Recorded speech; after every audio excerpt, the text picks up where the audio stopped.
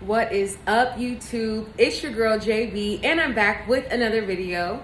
Today is August 1st. It's officially 5 weeks and 3 days post-op, and I just wanted to give you guys another update. I know last week I uploaded my 1 month post-op video, and at that time I had made it down to 272. Today I am officially 271. So I kind of wanted to make a video talking about being a slow loser.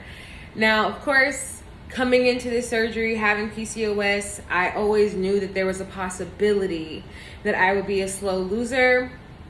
And I just wanted to talk about the benefits of that.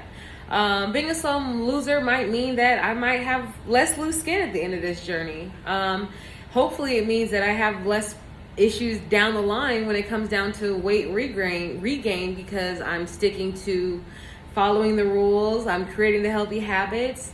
I'm not binge eating. I'm just doing a really good job. I'm actually really proud of myself. I can say without any shadows of any doubts that I have been meeting my 64 ounces of water. I have been meeting my 60 grams of protein every day. I've been getting enough sleep. The only thing I haven't really started doing is exercising. And it's just because I'm still at a phase where I'm getting lightheaded and dizzy often. This is actually my second attempt to record this video. And in the first attempt, I got dizzy and had to get a cup of juice to try to get myself back centered. You know, I have to sit down because I'm actually feeling lightheaded right now. I don't know why that happens. Ugh, it's so annoying.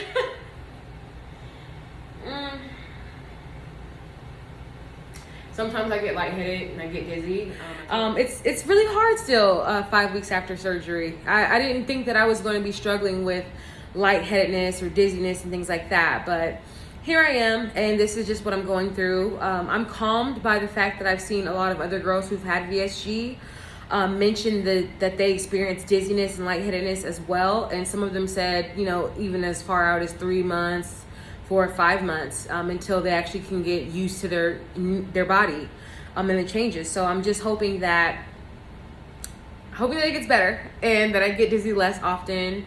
Lately, it's been catching me off guard in places like the grocery store, standing in line, even at my doctor's appointment, just anywhere where I'm on my feet for a long period of time, or I'm, you know, actively moving at a quick or moderate speed for more than 5 or 10 minutes. I feel that little lightheadedness or dizziness. The verdict is still out. I still haven't had the testing done to see if it's hypoglycemia or not.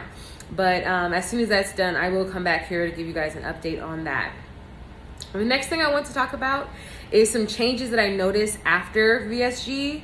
Before VSG, I was low-key a pescatarian, so like shrimp and fish were the biggest items on my board, and every once in a while I'd have chicken occasionally.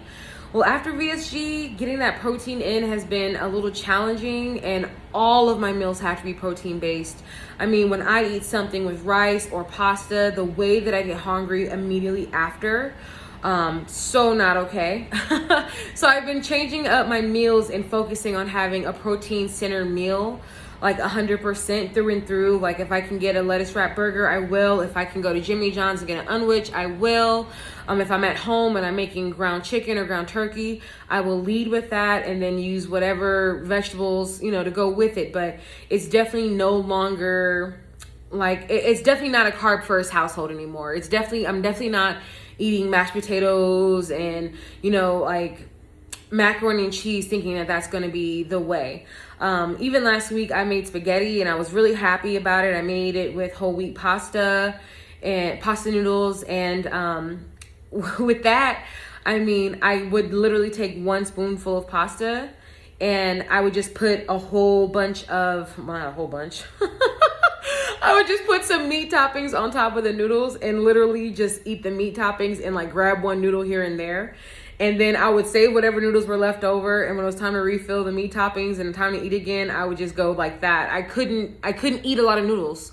I could barely eat any noodles really. So and again, carbs just take up space in your stomach when you really should be putting protein in there. And that's what my focus has been. That's what I've been doing. So yeah, before surgery, pescatarian. After surgery, I'm eating beef, I'm eating pork, I'm eating whatever I can get my hands on that has protein in it. Another thing that I want to give you an update on is Premier protein shakes. That is usually my go-to. I've just been drinking Premier Protein for the longest. Before Premier Protein, it was Orgain, like the organic one that had no dairy in it. But then after surgery, I did Premier Protein because it's a little cheaper and the protein values are higher, because Orgain is like maybe 15 to 20 grams, whilst Premier Protein, I can clock 30. I wanted to show you guys this Fairlife that I tried yesterday for the first time. And it was so freaking good. It was so freaking good. I was worried about it tasting too much like milk or, really like, dairy-like. But this is a strawberry banana one, 26 grams of protein. And it is so delicious that I will be buying more of these Fairlife ones. I am now a Fairlife fan. These taste way better than Premier Protein. It actually almost tastes like a dessert, like a treat, almost. Let me not do too much, but it's not bad. So there's that.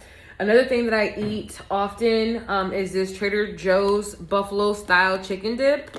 There is about 3 grams of protein. Oh, that's not very much per serving, which is 2 tablespoons, but it's something. It's something to snack on. I don't do it a lot, but I usually will have some of this and some of these Tostitos blue corn chips.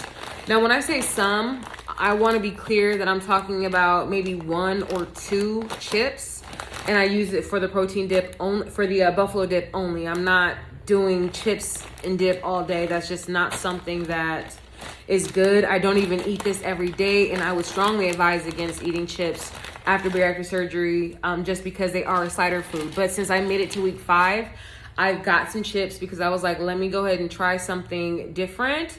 For the buffalo dip before, I was literally eating it with cucumber slices. So it was nice to have something else to eat the buffalo dip with from time to time. I would just say to focus all your meals as much as you possibly can on protein at this phase though. That's it.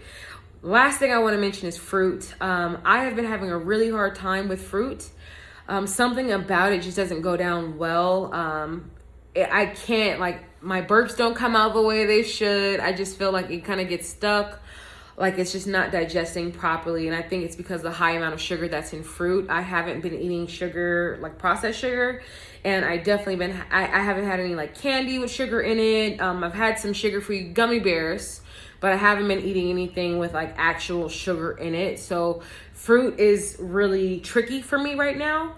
I love fruit. It's one thing that I used to buy the most of in my house, but now it's something that I'm mindful, and also I get hungry immediately after. So eat some fruit, and then 30 minutes to an hour later, I'm like, what else is there to snack on? And I just don't feel like it creates the best habits. It kind of puts me back in that mindset of grazing. So again, sticking to those protein heavy meals is the focus. Last and not least, I have a nutritionist visit this week, so I'm so excited. Hopefully I'll be able to come back to you guys with some more meal tips and ideas once I get some inspiration from my nutritionist. I've been trying to keep it simple though, really, like breakfast, an egg and a sausage link. Lunch, I had some pepperonis and cheese cubes with some salt water crackers and cucumbers. And in between those for snacks, I've been doing the protein shakes and protein water. Premier Protein has a water that's pretty good. It's 20 grams of protein in that. So it also helps me meet my protein goals as well. So I'm literally just bouncing around as much as I can to get my protein in, but I am meeting those goals every day, and you can too. So that's all that I have for this week, guys. There's not too much on the incision updates because my incisions look the same essentially. And they're kind of, I'm not going to say not visible. 1 right there, 2 right there, 3 right there, 4 right there. And then, of course, Big Daddy belly button, 5. They look good in this video, but they are visible in real life. So, and that's the hiccups. The hiccups that I get uncontrollably for no reason. And you will get them too if you get the surgery. So that is all the updates I have for you guys this week.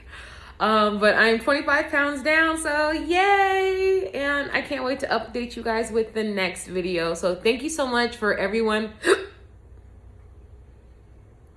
who has liked my videos. subscribe to my videos or leave me comments. I really appreciate it. I love interacting with people. I love interacting with you guys, especially ones that are on their journey, have had the surgery, can relate to what I'm going through, or are about to be able to relate to what I'm going through. So good luck to you all. I wish you the best. Thank you so much for being a loyal and faithful subscriber and watcher, and I'll see you soon. Bye.